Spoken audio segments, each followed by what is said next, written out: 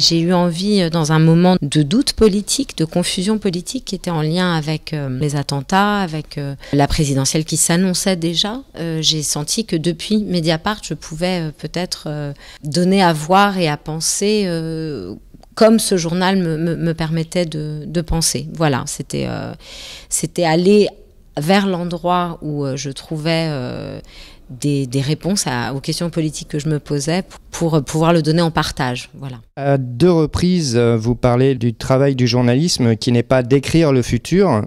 Pourtant, le travail consiste quand même à faire changer les choses dans le futur, non ?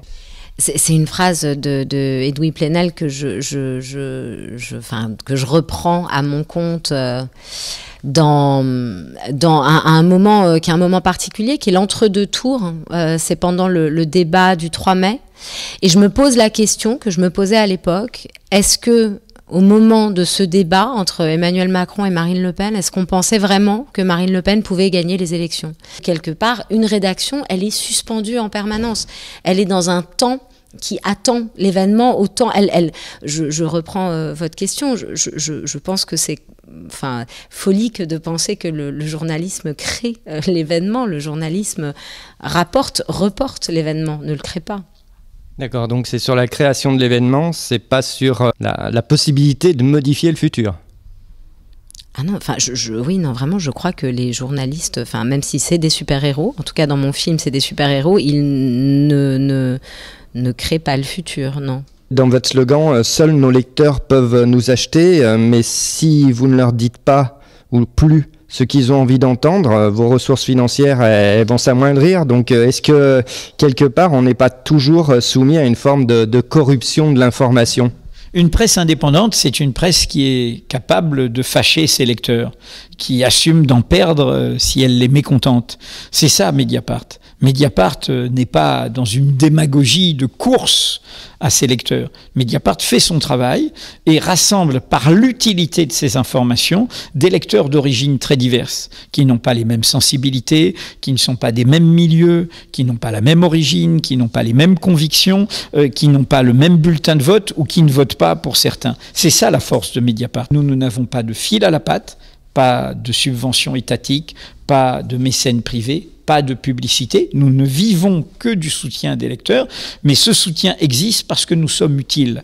Nous ne demandons pas à nos lecteurs de nous juger sur nos points de vue, sur nos partis pris, de d'abord nous juger sur l'utilité de nos informations. Est-ce que ce sont des savoirs qui leur permettent d'être libres et autonomes, de se faire eux-mêmes leur opinion?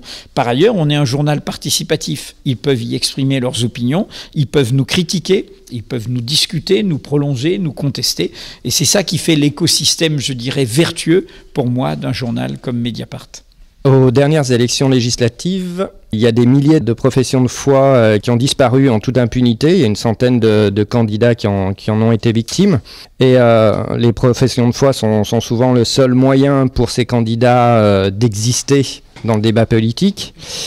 Et aux prochaines élections, le temps de parole sera basé sur les résultats précédents.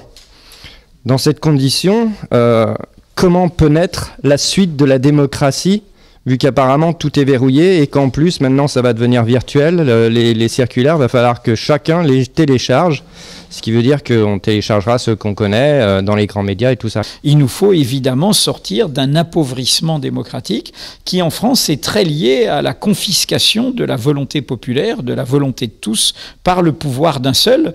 Les législatives servent très souvent à faire droit au fond à ce qu'on appelle le parti présidentiel, c'est-à-dire à une majorité qui est soumise, qui est caporalisée, qui est une sorte de majorité automatique qui, au lieu de faire vivre le pouvoir législatif indépendant du pouvoir exécutif, au fond, fait exister une soumission du pouvoir législatif au pouvoir exécutif.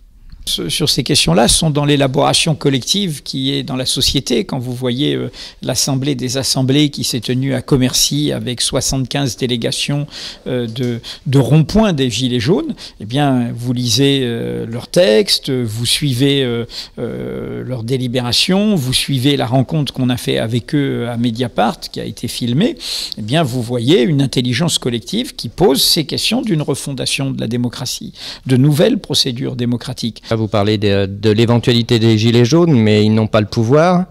Ceux qui sont au pouvoir, apparemment, ils ne sont pas très portés sur les revendications des Gilets jaunes. Comment on change le système ? Comme notre pays l'a toujours fait, nous sommes les héritiers de combats pour une république démocratique et sociale qui ont été menés, notamment au XIXe siècle, par ces républicains qui se faisaient appeler les Marianeux, qui ont bousculé, qui ont combattu pour le suffrage universel. Il n'a pas tout de suite été universel, mais ça a été une bataille au début de la Deuxième République. C'était un suffrage universel masculin. Ils ont combattu pour l'abolition de l'esclavage. C'était en 1848. Mais ça ne suffisait pas, évidemment, mais ils ont continué. Ensuite, ils ont combattu contre la confiscation de cela par le premier président de la République élu dans ce suffrage universel, qui a assassiné une république. C'est devenu Napoléon III, 19 ans. Puis après, ils se sont réveillés. Et puis après, il y a eu la Commune de Paris. Ils ont été massacrés. Mais après, en 1879, la République est arrivée chez elle. Ils ont fait les grandes lois scolaires, les grandes lois sur la liberté de la presse. Bref, voilà, c'est toujours ce même combat. Il y a toujours, ça ne vient pas d'en haut, les droits et les libertés. C'est toujours une conquête par en bas. Et encore plus aujourd'hui, où il faut non seulement les conquérir, les reconquérir, les étendre, mais aussi les défendre. Et les défendre est le plus important aujourd'hui.